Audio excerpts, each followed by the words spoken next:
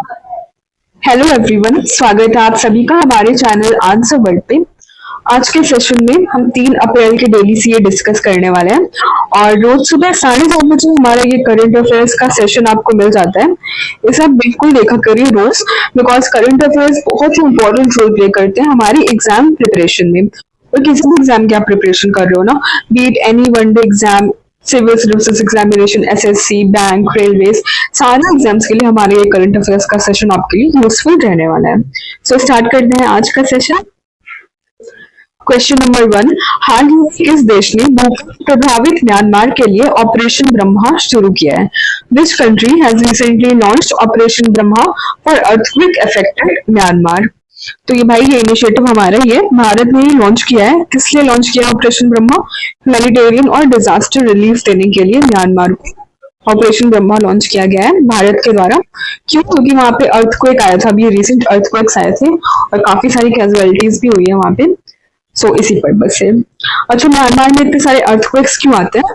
Because Myanmar हमारा Indian plate और Eurasian plate के बीच में आता है म्यांमार, और म्यांमार में इन दो प्लेट्स के बीच में टकराव होने के कारण म्यांमार के बीच फॉल्ट गुजरते हैं जिसका क्या नाम है? सागैंग फॉल्ट। सागैंग फॉल्ट इंपॉर्टेंट हो जाता है। इस तरह से भी क्वेश्चंस बना के पूछ लिया जा सकता है कि सागैंग फॉल्ट कौन से देश पे पड़ता है, तो म्यांमार पे ही पड़ता है।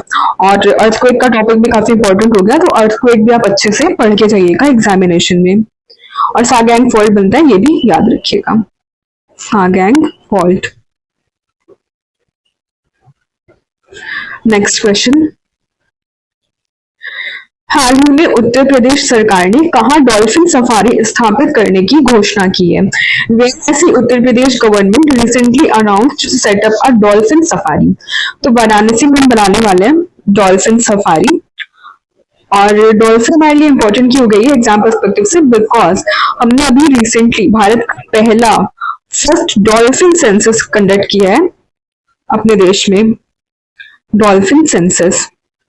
और कितनी पॉपुलेशन निकली है डॉल्फिन की? 6,327 डॉल्फिन है पूरे भारत में। 6,327 डॉल्फिन है, जिनमें से 6,324 तो गंगा और ब्रह्मपुत्र रिवर में और 3 डॉल्फिन हमारी इंडस नदी में भी मिलती है।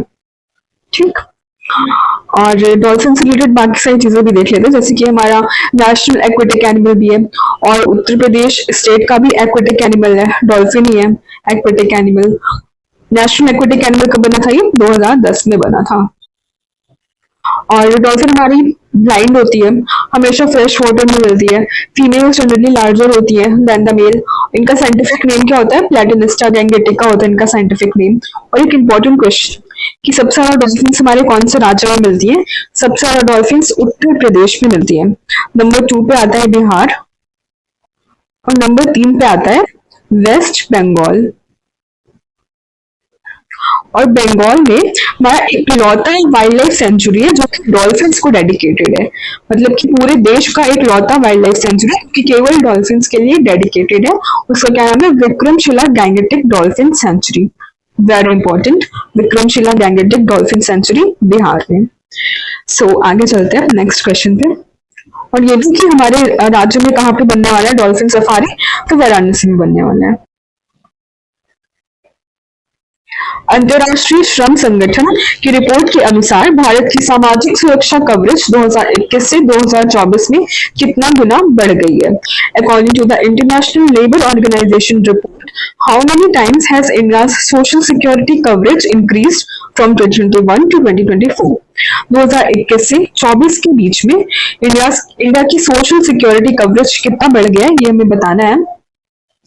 सो करेक्ट आंसर होगा 2 टाइम्स, दुगना हो गया हमारा सोशल सिक्योरिटी कवरेज।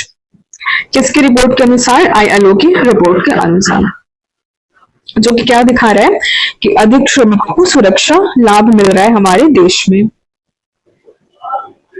फरवरी 2025 में कितने प्रतिशत की वृद्धि भारत की कोर सेक्टर इंडस्ट्रीज में दर्ज की गई है? इन February 2025, what percentage of growth has been recorded in India's core sector industry? Core sector industries क्या होती है पहले हम ये समझते हैं। कोर सेक्टर नाम से तो चल रहा है जो बुनियादी ढांचे में मदद करते हैं भारत के डेवलपमेंट में बुनियादी ढांचे में जो योगदान देते हैं वो कोर सेक्टर इंडस्ट्रीज होती है। टोटल 8 सेक्टर्स इसमें इंक्लूडेड होते हैं, जिसमें से पेट्रोलियम का लगभग 1 वेटेज होता है। सबसे ज्यादा वेटेज किसका है? पेट्रोलियम और रिफाइनरी प्रोडक्ट्स का। पेट्रोलियम और रिफाइनरी प्रोडक्ट्स इसमें 28% कंट्रीब्यूट करते हैं कोर सेक्टर इंडस्ट्रीज में, 28%। नंबर 2 पे आता है हमारा इलेक्ट्रिसिटी, जो कि 19% कंट्रीब्यूट करता है। नंबर 3 स्टील, ये भी 17% कंट्रीब्यूट करता है। नंबर 4 पे कोल 10%, फिर crude oil, natural gas, cement और फर्टिलाइजर। सबसे कम कंट्रीब्यूशन किसका है? फर्टिलाइजर्स का सबसे कम कंट्रीब्यूशन है, सबसे ज्यादा पेट्रोलियम और रिफाइनरी प्रोडक्ट्स का। तो ये था हमारा इंडिया कोर सेक्टर इंडस्ट्रीज। और हमने ग्रोथ कितनी देखी है? तो इसमें 2.5% की ग्रोथ देखी गई है, 2.5%, सॉरी 2.9% होगा, 2.9%, sorry my mistake. Bharat Uganda संयुक्त व्यापार समिति का तीसरा सत्र कहाँ आयोजित किया गया है? Where was the third session of the India-Uganda Joint Trade Committee held recently? तो ये रिसेंटली अभी न्यू दिल्ली में हुआ है भारत युगांडा का संयुक्त व्यापार समिति। भारत और युगांडा के बीच व्यापार और निवेश को बढ़ावा देने के लिए नई दिल्ली में भारत युगांडा संयुक्त व्यापार समिति का तीसरा सत्र आयोजित किया गया है। पिछले 10 वर्षों में भारत के सकल घरेलू उत्पाद में कितने प्रतिशत की वृद्धि हुई है?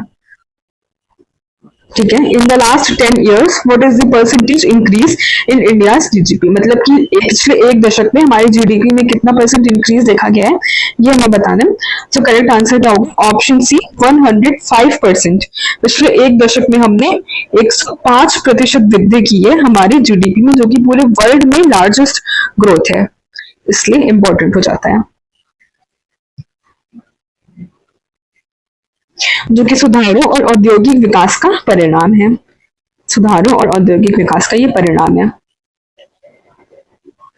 निम्नलिखित में से कहां बिम्स्टेक शिखर सम्मेलन का 6वां संस्करण आयोजित किया जा रहा है?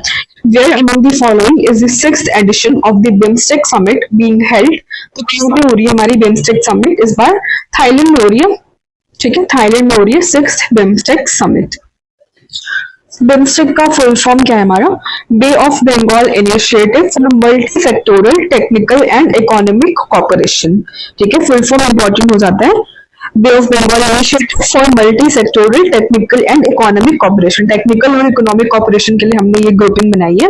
कितने मेंबर्स है इसमें? टोटल 7 मेंबर्स हैं, 7 मेंबर्स। और इसमें 4 फाउंडिंग मेंबर्स है। 4 फाउंडिंग मेंबर्स में भारत भी आता है, बांग्लादेश, इंडिया, श्रीलंका, थाईलैंड, ये फाउंडिंग मेंबर्स है। फिर बाद में इसमें म्यांमार ऐड हुआ। फिर 2004 में रिसेंटली नेपाल और भूटान ने इसको ज्वाइन किया। नेपाल और भूटान ने 2004 में ज्वाइन किया था। 7 मेंबर्स हो गए। 7 मेंबर्स के नाम आपको याद होने चाहिए। फाउंडिंग मेंबर्स में भारत है, ये पता होना चाहिए। हेडक्वार्टर्स कहाँ है बिम्स्टेक का? ढाका में इसका हेडक्वार्टर है। इस्टेब्लिश कब हुआ था? 6 जून 1997 को बिम्स्टेक इस्टेब्लिश हुआ था, 1997 में। 1997 में। थीम क्या है इस बार का? थीम इंपॉर्टेंट हो जाता है, prosperous, resilient and open BIMSTEC. Prosperous हो, रेजिलिएंट और ओपन हो हमारा बिम्स्टेक, ये इस बार का थीम है। पिछला समिट कहाँ हुआ था? 2022 में हुआ था कोलंबो में, और इस बार का ये 6th एडिशन है। ये भी ध्यान में रखिएगा कि 6th एडिशन इस बार का बिम्स्टेक कहाँ पे हो रहा है? थाईलैंड में हो रहा है।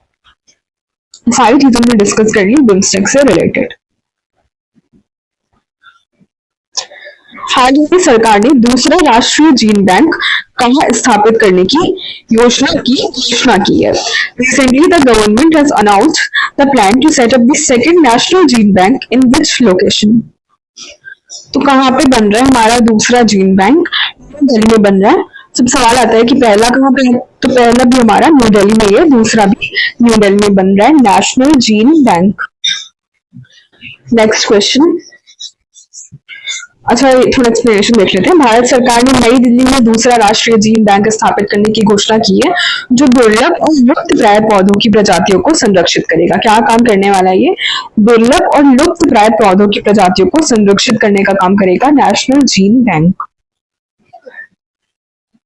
हाल ही में कहा भारत ने पहले नैनो इलेक्ट्रॉनिक्स रोड शो का उद्घाटन किया है?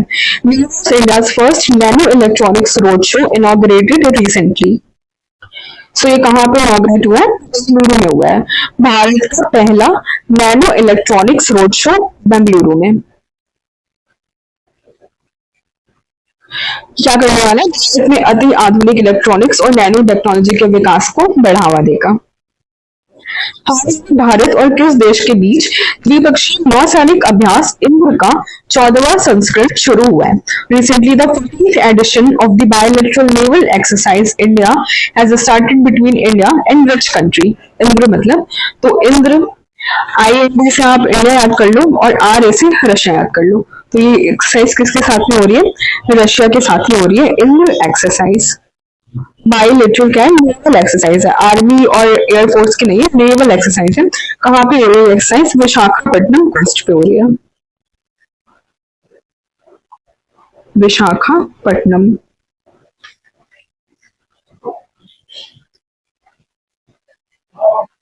हाल ही में किस राज्य की कैबिनेट ने कोसी मेची अंतरराज्य नदी लिंक की घोषणा की है?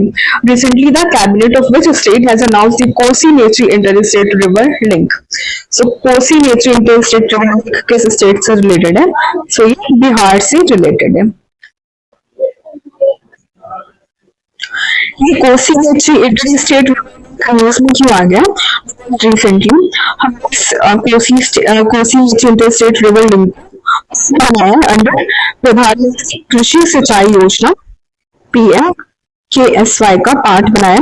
इसका complete accelerated irrigation benefits programme दो कंपोनेंट्स इसके बेसिकली स्कीम के एक्सेलरेटेड इरिगेशन बेनिफिट्स प्रोग्राम और हर खेत को पानी।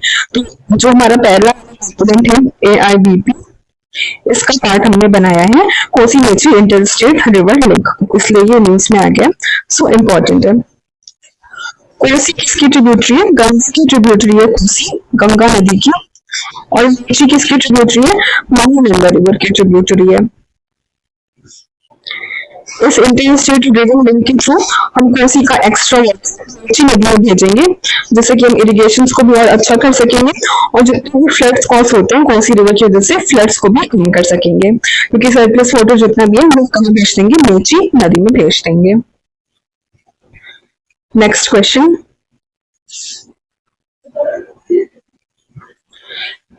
in FIFA Club World Cup 2025, how many million dollars of prize money has been announced? FIFA Club विश्व कप 2025 में कितने मिलियन डॉलर के पुरस्कार की घोषणा की गई है? सो करेक्ट आंसर होगा हमारा ऑप्शन ए 125 मिलियन डॉलर्स।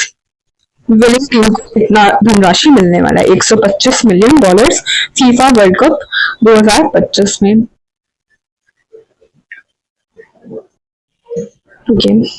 आयोजित हुए पर्पल फेस्ट का उद्देश्य क्या था?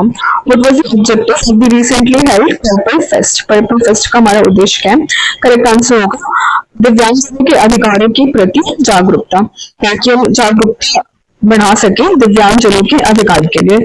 Awareness of the rights of the disabled. Purple fest का उद्देश्य दिव्यांगजनों के अधिकार, उनके सशक्तिकरण के प्रति जागरूकता बढ़ाना है, ताकि समाज में उनकी भागीदारी को बढ़ावा दिया जा सके। हाल ही चीन सीमा मामलों पर परामर्श और समन्वय के लिए कार्यतंत्र की कितनी बैठक बीजिंग में हुई है? कौन सी बैठक हुई है ये बताना है। Recently meetings of the working mechanism for consultation and coordination on India-China border affairs were held in Beijing। तो ये हमारी 33rd मीटिंग थी, 33वीं मीटिंग। किसी भी मीटिंग करें ताकि रिजॉल्व कर सके बॉर्डर इश्यूज को। हाँ, किसी पर्यावरण पर राष्ट्रीय सम्मेलन 2025 का नई दिल्ली में उद्घाटन किया। Recently inaugurated the National Conference on Environment 2025 in New Delhi। तो किसके द्वारा इसे इनॉग्रेट किया गया? प्रेसिडेंट द्रौपदी मुर्मू के द्वारा। प्रेसिडेंट द्रौपदी मुर्मू ने इनॉग्रेट किया नेशनल कॉन्फ्रेंस ऑन एनवायरनमेंट 2025। कहाँ पे इनॉग्रेट हुआ? ये दिल्ली में हुआ है।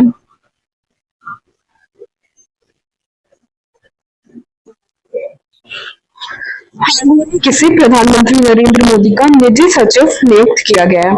So has been appointed as the personal secretary of the PM Narendra Modi recently.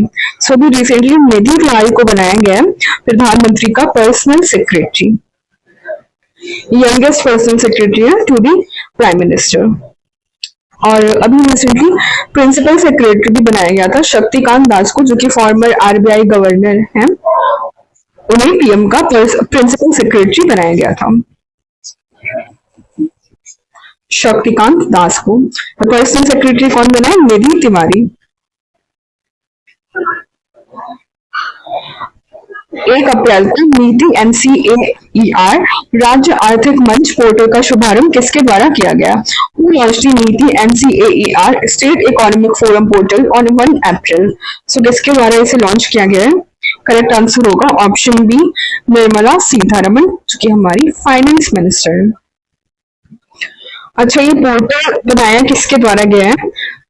नीति NCAER state economic forum portal, NITI Aayog, और एनसीएईआर का फुल फॉर्म क्या होगा? National council of applied economic research. क्या काम करने वाला है? 30 साल तक का डेटा रखेगा स्टेट फाइनेंस से रिलेटेड 30 साल का डेटा आपको इस पोर्टल पे मिलने वाला है। ठीक है, लॉन्च किया है निर्मला सीतारमण ने। राजस्थान स्थापना दिवस प्रतिवर्ष किस तारीख को मनाया जाता है? सो राजस्थान फाउंडेशन डे हम हर साल 30 मार्च को मनाते हैं। 30 मार्च को हम क्यों मनाते हैं?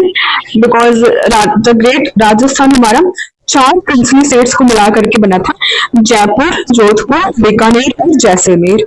मतलब इन तीनों का मर्जर चारों का मर्जर स्टार्ट हो गया था 30 मार्च 1949 से ऑफिशियली। सो इसलिए हम इस दिन को as a Rajasthan statehood day के तौर पे सेलिब्रेट करते हैं। 4 कौन सी रियासतें थी? जयपुर, जोधपुर, बीकानेर और जैसलमेर। 2025 के लिए अंतरराष्ट्रीय योग दिवस की थीम क्या है? What is the theme of international yoga day 2025? सो इस बार की थीम है ऑप्शन सी, एक पृथ्वी एक स्वास्थ्य के लिए योग, योगा फॉर 1 अर्थ 1 हेल्थ। ठीक, योगा में करना है एक धरती के लिए और एक स्वास्थ्य के लिए। वर्तमान में वस्त्र उद्योग का देश में सकल घरेलू उत्पाद में लगभग कितना प्रतिशत योगदान है? What is the current contribution of the textile industry to India's GDP? तो वस्त्र मतलब कि टेक्सटाइल इंडस्ट्री कितना कंट्रीब्यूट करती है जीडीपी में? हमारे 2% कंट्रीब्यूशन है टेक्सटाइल इंडस्ट्री का। ठीक, यानी कि वस्त्र उद्योग का। सागरमाला कार्यक्रम ने वर्ष 2025 में कितने वर्ष पूरे किए हैं? How many years has the Sagarmala programme completed in 2025? तो 10 साल पूरे हो गए हैं, पूरे 1 दशक हो गए हैं सागरमाला परियोजना को लॉन्च हुए। लॉन्च कब हुई थी सागरमाला परियोजना? तो ये लॉन्च हुई थी हमारी मार्च 2015 में। मार्च 2015 में by ministry of port, shipping and waterways. कौन सी मिनिस्ट्री के अंदर आती है सागरमाला परियोजना? Ministry of ports, shipping and waterways. क्या काम करती है? पोर्ट लेड डेवलपमेंट करती है। और रिसेंटली इनका मिशन 2.0 भी लॉन्च हो गया, मतलब कि सागरमाला 2.0 भी लॉन्च किया, जो कि फोकस करने वाला है रिपेयर, रिसाइकिल, शिप बिल्डिंग और पोर्ट लेड डेवलपमेंट वगैरह पे फोकस करेंगे। और 10 साल पूरे हो गए इनकी। हाल ही में उत्तर प्रदेश सरकार ने पिछले 8 वर्षों में सौर ऊर्जा उत्पादन में कितनी वृद्धि की घोषणा की है?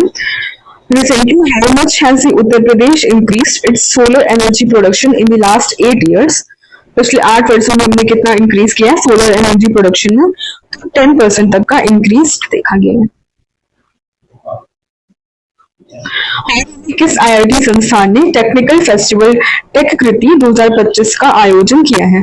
Which IIT recently organized a technical festival Techkriti 2025? तो ये आईआईटी कानपुर के द्वारा ऑर्गेनाइज किया गया है। टेक्निकल फेस्टिवल है टेक कृति 2025, आईआईटी कानपुर।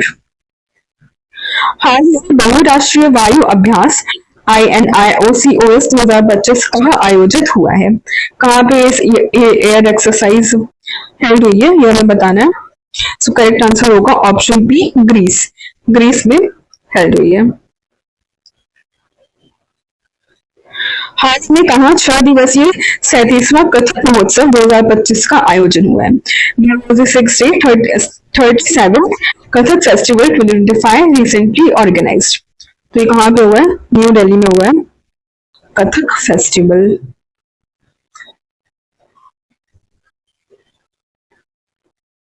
हाल ही 21 तारीख को सार्वभौमिक स्वीकृति दिवस मनाया गया और which date was universal acceptance day celebrated recently. तो 28 मार्च को हमने सेलिब्रेट किया है यूनिवर्सल एक्सेप्टेंस डे, जिससे कि हम क्या करते हैं, इस दिन को मनाते क्यों है? इसके थ्रू डिजिटल समावेशन को बढ़ावा देते हैं, ये इसका उद्देश्य है। हाल ही में एशिया के किस देश में अंतरराष्ट्रीय रामायण कॉन्क्लेव का आयोजन किया गया? In which Asian country was the international Ramayana conclave recently organised? कहाँ पे हुआ ये रामायण कॉन्क्लेव? श्रीलंका में ऑर्गेनाइज हुआ है, श्रीलंका में, जिससे रामायण की संस्कृति विरासत को बढ़ावा दिया गया। हाल में आरबीआई ने सिक्किम में कौन सी राज्य स्तरीय समन्वय समिति की बैठक आयोजित की? Recently RBI held which state land coordination committee meeting in Sikkim? तो 8th मीटिंग थी ये, कोऑर्डिनेशन मीटिंग थी ये, सिक्किम में ऑर्गेनाइज हुई। 2025 के अनुसार कौन सा शहर एशिया के अरबपतियों की राजधानी बना है? According to the Hurun Global Rich List 2025, which city has become the capital of Asia's billionaires? Correct answer होगा ऑप्शन बी, शंघाई। ठीक है, अभी recently Hurun global rich list निकली थी, इसमें भारत से किसने टॉप किया? मुकेश अंबानी ने किया है, और पहली बार किसी फीमेल का नाम आया है टॉप 10 में, रोशनी नादर का। रोशनी नादर 3rd रैंक पे है।